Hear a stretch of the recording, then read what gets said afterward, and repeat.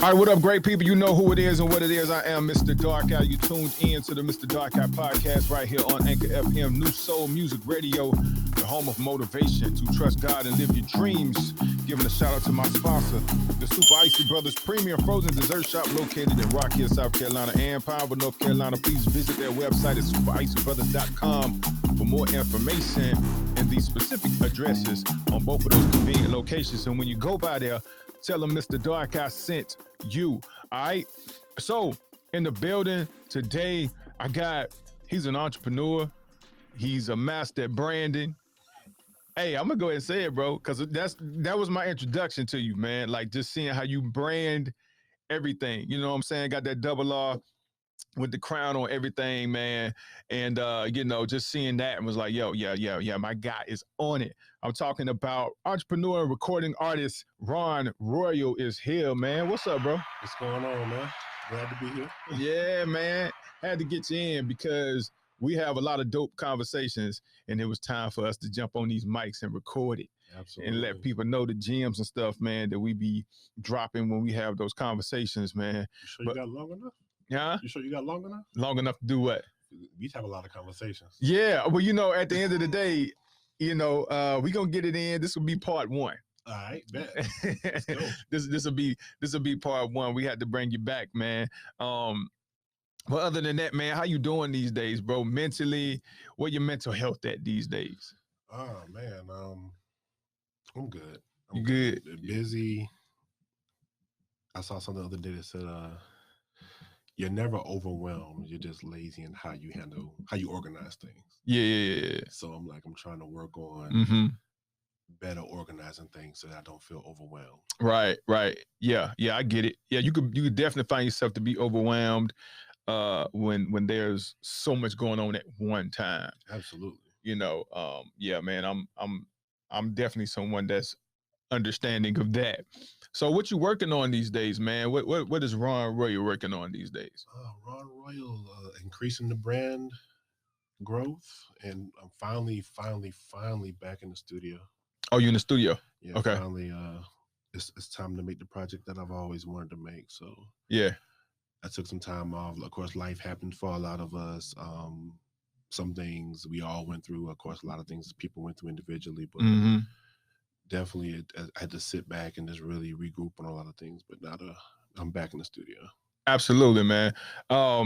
So with the brand, the clothing, the music, you're working on music right now, but what's been the main focus throughout the years? Like, are you giving one more attention than the other when in regards to your clothing and the music? Or are you kind of equally giving them some attention? Well, I guess push that mic a little bit close to you. All right, where we go? Yeah. Right here, we good? Yeah. All right, for the most part, I guess the clothing has taken on a life of its own. Okay. So, of course, the Double R brand started with music, and it's pretty much always going to reside there to some degree.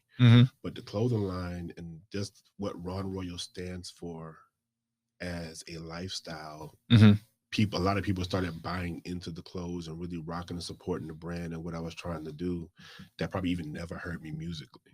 And so now it's like, okay, I've been focusing on that and just really just grinding and testing different things, just seeing what people liked, what they didn't like, what I liked as far as quality and how I wanted my brand to be presented. And again, I've been happy with the growth. It's been an organic growth, but again, it's been something that I'm able to see in real time and really appreciate what's happening with it.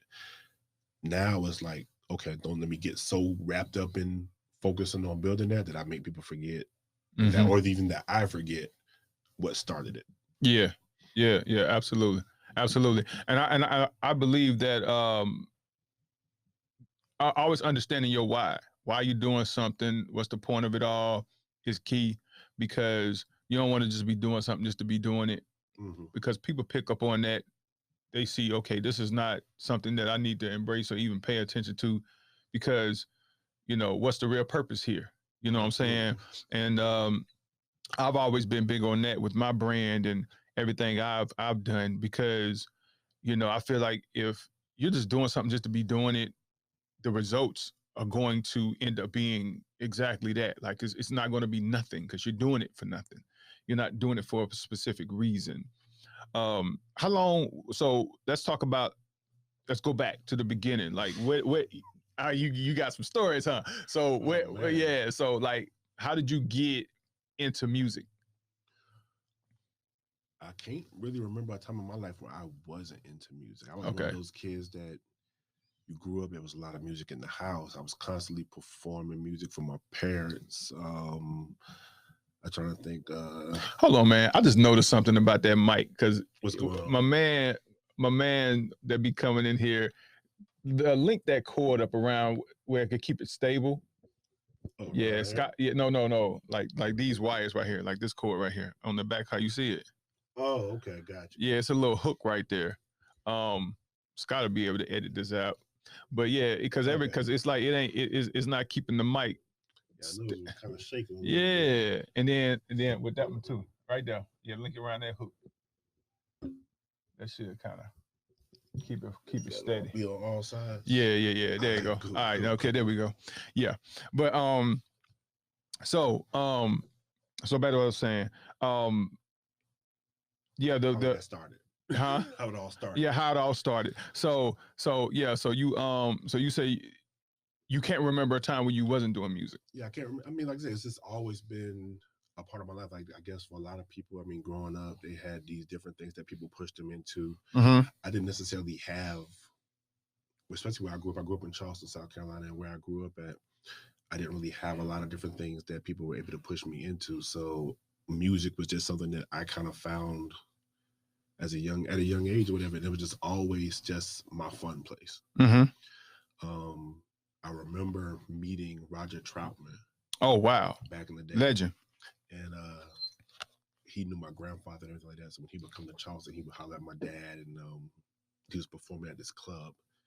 And they had us come on his tour bus, mm-hmm. and he had the studio on the bus. So he was in there just showing us like how they made the music and stuff like that, whatever. And I was just blown away. And that was like from that day, I thought it might have been like 6 or 7. Yeah. But I was like, from that day on, I wanted to do whatever it took to get me a bus like this, mm-hmm. so I could make music on the bus. Mm-hmm. Mm-hmm. Fast forward, of course, you get into school, and I learned early that I couldn't carry a tune. Oh, you was trying to sing? Yeah, wanted to sing. Yeah. Carry a tune. So I would see the guys rapping in the ciphers and lunch table sessions and stuff like that. Mm-hmm. Tried my hand at it a couple times, and it didn't do too bad. Right. So then once people started kind of recognizing me for it, it was like, oh, it's like, it's for us, it's like an adrenaline thing, whatever. It's like that's right. What becomes the drug now. Oh, I want more of this attention because I'm doing something that people like. And I'm doing something that people like that didn't get me in trouble. Mm-hmm. So did that, was a part of a group through high school and after high school. And this was before I was Ron Royal, of course. Mm-hmm. But again, just really developed a love for the craft, a love for the art form, a love for the music and the culture itself. And after the guy I was in the group with got killed, I moved away for a while.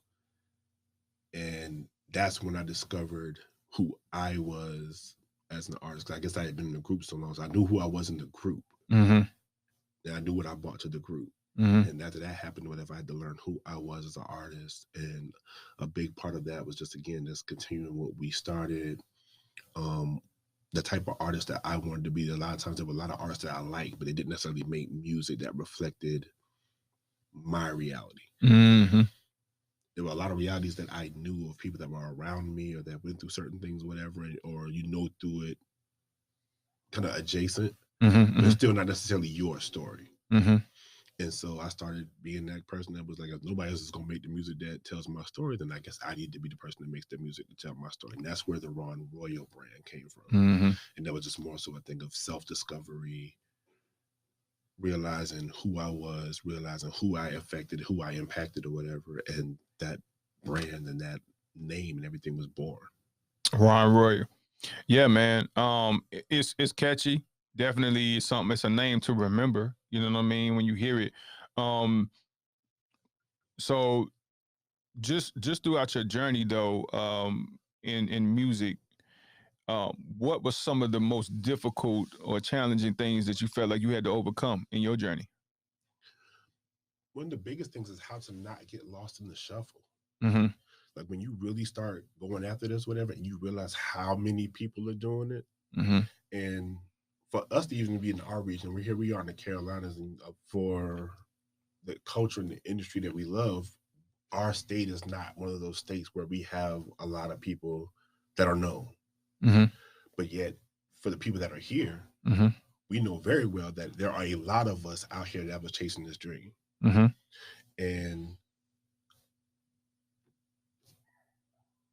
for when I guess once you discover that, you try to figure out, okay, I want to be respected amongst the crowd, but at the same time, how do I stand out? Because there's so many of us. How do I separate myself to the point that people know who Ron Royal is, and not just, oh, he's just another one of those Carolina guys that's just out there doing something. Mm-hmm. Mm-hmm. And I think that was where I started to really study the impact of branding.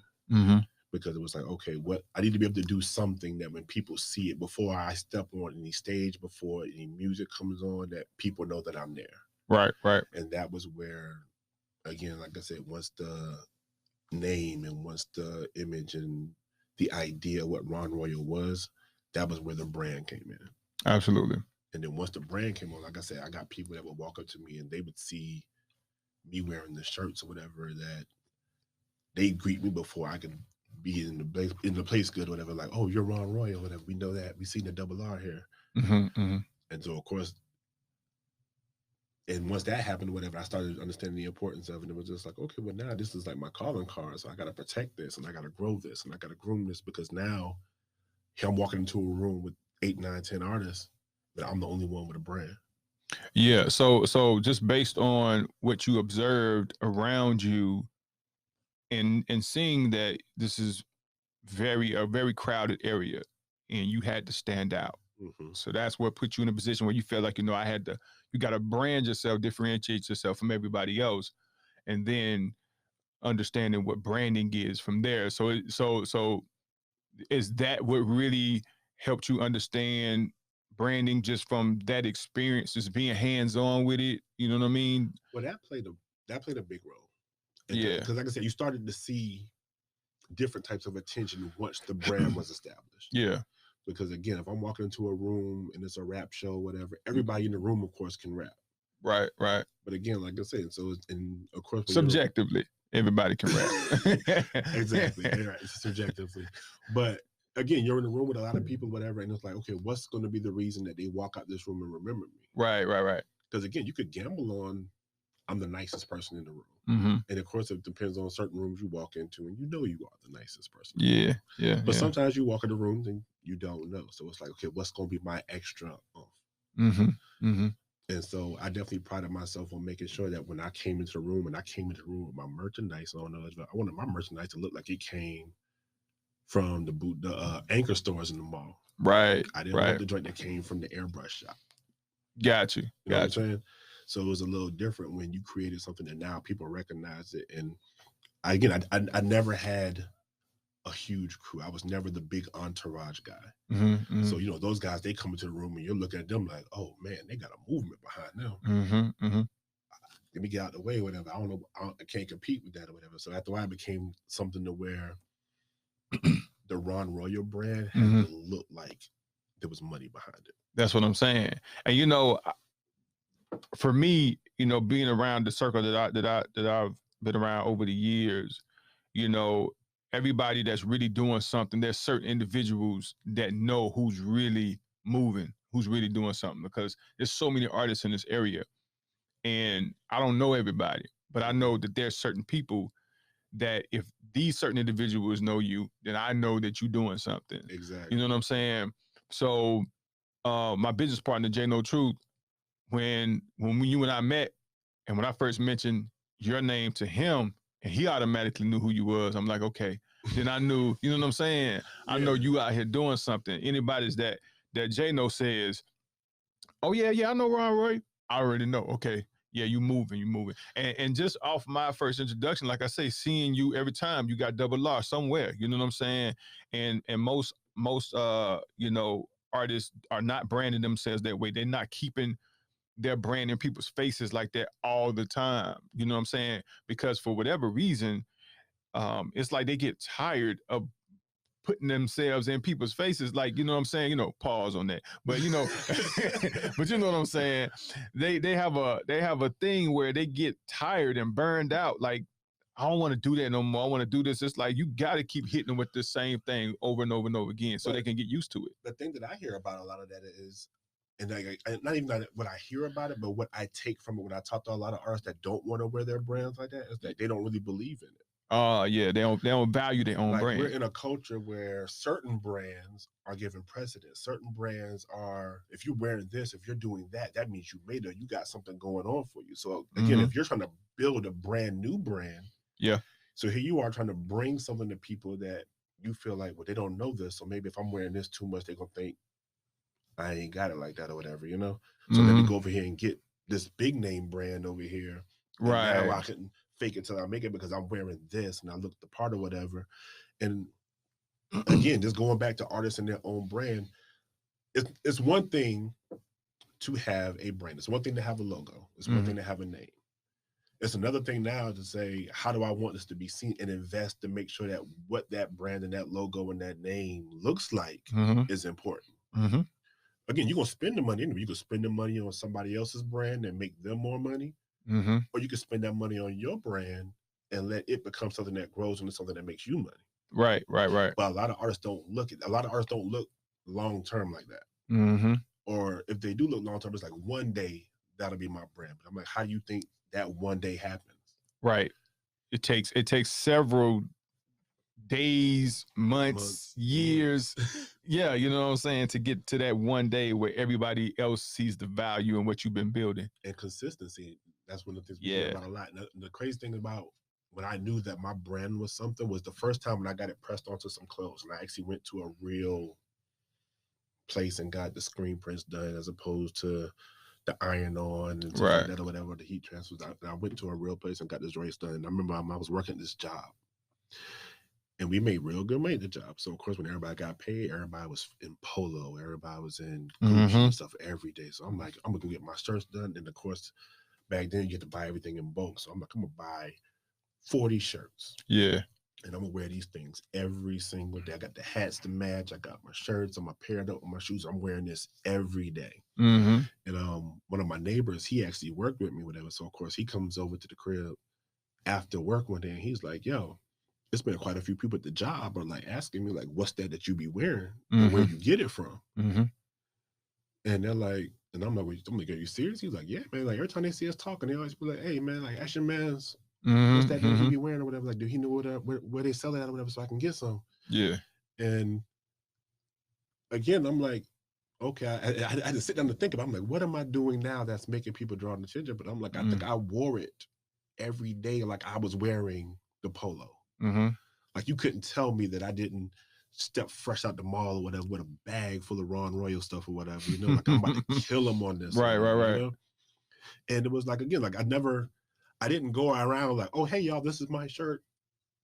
Support. It was like, nah, like I'm wearing this, like this is the dopest thing ever. And I'm on it before everybody else or whatever. And I wore it. It was I believed in it. Nobody couldn't tell me that the RR wasn't a dope logo. So essentially, you treated your brand like anything else that was already like a Sean John, like something of value. Yeah. Like you know what I mean? And you wore it as such, so people saw it that way. You didn't really introduce it like, hey, this is mine. Nah, this is a dope brand that I'm wearing. You know what I'm saying? And it's like, all right, so they valued it at a different perspective now because you presented it that way. Exactly. That was smart. That was real smart. I mean, think about it. The day Jordan's drop, if you in line and you get you a pair, you can't wait to put that on. You can't nobody tell you nothing when you step out the house. Right. That's how I felt about my brand. Right. I couldn't wait to pair it up with stuff because, again, I wanted you to see it with the new J's. I wanted you to see it with the Timbs. I wanted you to see it with whatever you thought was valuable or whatever. I'm going to put it next to that. Yeah. It's going to look just as good. Affiliation. People would, of course, it would be crazy. Like, obviously, people would come up with it. They'd be like, oh, man, that shirt looks mad comfortable. They're going to touch it. They'd be like, oh, that's soft. Oh, that's okay, yeah. I want you to feel that way. I want you to be impressed by every aspect of what I put it on. or what I put it next to. That's dope, man. I think that those kind of ways of doing things, understanding how people value, why people value stuff, and you know what I'm saying, and understanding the power of affiliation, putting it next to something that they already value and wear, and not introducing it as, hey, this is mine, because let's be honest, you already know when you do that, they like, I ain't finna buy it. They ain't gonna support. Or whatever. It's like, again, like it's almost like you begging. Yeah. And again, I don't want to be something that I don't want anybody to buy my stuff out of pity or mercy or whatever. Right. Oh, my man, I felt sorry for him, so I gave him a few dollars for a shirt. I'll wash the car with it or something later, Yeah, that's like what they did with FUBU. You know what I'm saying? Like, that's absolutely what they did with FUBU. Yeah. Because once LL got a hold to it and actually wore I think it was a FUBU hat in a it was in the Gap commercial. You know what I'm saying? And that back then that was like going viral, that video, you know what I'm saying? But see, even like if you go deeper with that, like I remember I was actually, again, in learning about branding, like I paid attention to those stores, and I remember they only had so many shirts. So they would go to the video shoots and they would ask the artist, like, hey, can you wear our shirt and stuff for the video? Then afterwards they would have to ask for them back to go wash them and clean them, because they're like, we only had so many. But they knew then that if I can get this person to put it on, and again, they have influence, people can now start looking at my stuff like, oh, I saw so-and-so wearing it. How'd you do that? Let me get one. Yep. And I was like, even I was saying, like, when I first bought that first batch of shirts and I was wearing them, and it was so crazy that my neighbor was like, hey, people want to know where they can buy it. And I'm sitting here like, I have no idea what to tell you, because I just bought a batch for me just to be able to tell you I can finally wear my stuff. So my mind wasn't even there to the point of, all right, it's time for me to set up shop so that people can buy this. This was just a thing of, I just want to be able to wear it and make sure that people were aware of it. Yeah. And also too, I remember when I first started trying to sell merch with my brand and everything like that, I had these Mista Darkeye Jesus Freak t-shirts, and the design was more like it was real youthful, but I was trying to sell it to adults and didn't realize what was going on until somebody actually told me. They was like, nah, that design looks like something more for a kid to wear. And I didn't really think about it like that until somebody actually told me. So that's when I learned that you got to know, who to sell to, like what your brand is, how it identifies with people. Is it something for kids? Is it something for the adults? Or is it something for everybody? You know what I'm saying? Having that understanding about it. For you though, you got such a dope logo. Do you think that's really what people are attracted to? For the first people that started supporting it, I think for them, it was because they knew me. Okay. Like Ron Royal, the brand, represents knowing your worth. Knowing your worth. Period. Your royalty. My real name is Ronald. And when you look up the definition of Ronald, in many places, it'll either say advisor to the king, it'll say king, ruler, something to that effect. Right. So the name itself is royal. Right. But again, this was like at a time there were a lot of king this and king that, and I'm the king of da whatever. So I was like, well, instead of King Ron, I don't want to do that or whatever. Ron, so right. I'm like, I remember the first definition I saw, it said Ronald means advisor to the king. I'm like, what's more important? What's more royal than the person that advises the king? Right. And so I was like, no, like forget the actual title or whatever, because again, advisor to the king or whatever, you sitting here like, well, that guy's a nobody, but to the king, that guy is everything. Yeah. And so I'm like, I'm not gonna make a move without speaking to my advisor first. I'm not gonna make a judgment. I'm not gonna invade a kingdom. I'm not going without speaking to my advisor first. So that's ultimately where the royal aspect came from, because I'm like, no, what's more royal than the advisor to the top? There you go. And so once I gave it definition, and then like I said, for me, it was just a thing of accepting my name and just really realizing that, hey, you got something out here that you can put out here, whatever. Like, stop looking outwards, thinking that there's something out there that's going to make you valuable or whatever. And understand that, again, it starts with you first. Like I said, you could sit here all day and be like, someday I'm going to be here. But what does it take to get to someday? You have to do something for someday to happen. Absolutely. So to all the artists out there right now, whether they just getting started or they've been doing it for a while and they still just trying to figure out their brand, or some of them don't even understand that building their brand is more important than the music. Explain to them why building your brand is more important than having just a hit song. Because your brand is like your reputation. Mm-hmm. Again, we look at some of the most popular things out there, whatever, and again, we don't. A lot of people cannot tell you who runs Apple, Mm-hmm. but everybody knows. Oh, you got an Apple iPhone, you got a MacBook, you got this and the third. You got quality in your hands. Mm-hmm. People can't tell you who's the head of Louis Vuitton, who owns Louis Vuitton or whatever. They probably think Louis Vuitton's still running around here. Yeah, yeah. But again, you see that logo and you automatically think, yo, that's something. And again, it's one of the things that no matter where you are, you see it and you instantly recognize it and your mind goes to a certain place. Either you're aspiring to have something, you wish that you had something, you respect and you love what you do have of that brand, regardless of knowing the inner workings or the inner makings of that brand. Mm-hmm. Mm-hmm. Like I said, the first people that started supporting the Ron Royal brand, and it's crazy because it wasn't necessarily like it was my friends that did it. It was people that knew me and met me that said that I inspired them to do better. That people that came to me and they met me and like, you're such a genuine person, or the way that you carry yourself or the way that you treat people is something that I want to learn how to do or whatever. So if this is what that represents, then I want to wear that because that reminds me to always try to treat people a certain way and to always carry myself a certain way and just believe that I can actually make a difference. Mm-hmm. Mm-hmm. And that was like crazy when I first started realizing that people were getting it and supporting it. Then it became something that I realized, okay, now that whether it's me wearing it or somebody else wearing it now, Mm-hmm. that's what's going out there. Mm-hmm. And again, you want to protect your like it's yourself or whatever, because again, once you understand that this becomes your calling card, this becomes your reputation or whatever, you got to think about, what do I want my reputation associated with? Right. It's the thing that you want people to think about whenever they hear the name Ron Royal, and understanding what that represents and what it overall means.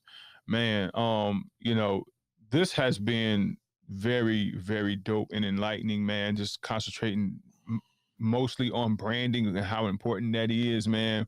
I wish we had more time because we can go so deep into this, man. Like, because artists need to know how important it is to brand themselves. So many of them just concentrate on music, and they actually think that if I come out of the studio with a hit song, this is going to make me massively successful. But it's like, nah, it can get you a flash in the pan type of attention, but you want the long haul, you're going to definitely have to build a brand. Especially for artists. My biggest thing is, again, you can come up with a hit song, but when that song's not a hit no more, now what do you want people to remember? Exactly. So you got to have that brand in the end to really continue to have that as your legacy, Especially if you have a quality brand, because for instance, like, and I'm pretty sure you've seen this over the time, like we have different events, we go to different places, and again, I may not even be there. Yeah. But the double R is there. There you go. And you already know that, okay, if they associated with him, okay, this will be this type of event as opposed to this type of thing. Yep. And it's one of them things where it's like, okay, my music is not being played in the room, but because my brand is in there and people in there representing my brand the way I represent my brand, it's now something that puts people at ease, and now something that makes people want to inquire more. Because a lot of people, they see the double R and they're instantly like, okay, I'm seeing this too much. Mm-hmm. What is it? There you go.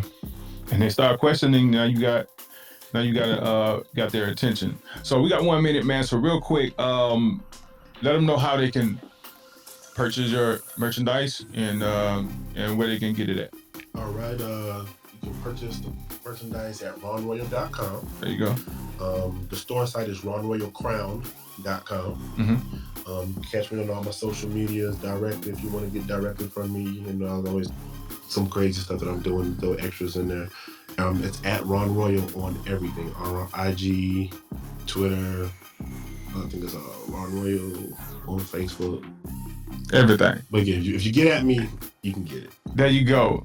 Ladies and gentlemen, recording artist and entrepreneur Ron Royal, your master at branding, man. I hope this was enlightening. Thank y'all for listening to the Mista Darkeye podcast right here on Anchor FM, New Soul Music, home of motivation to trust God and live your dreams. We'll catch y'all next time. We out.